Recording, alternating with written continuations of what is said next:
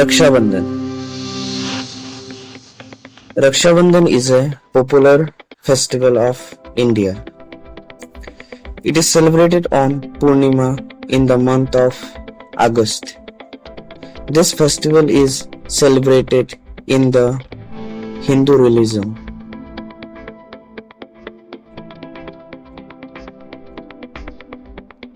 It is also known as the festival of Rakhi.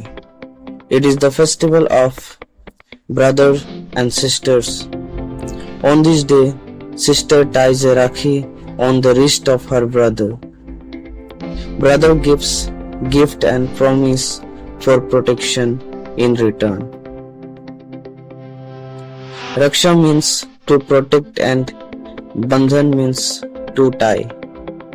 So basically the meaning of Raksha Bandhan is to tie a thread for protection.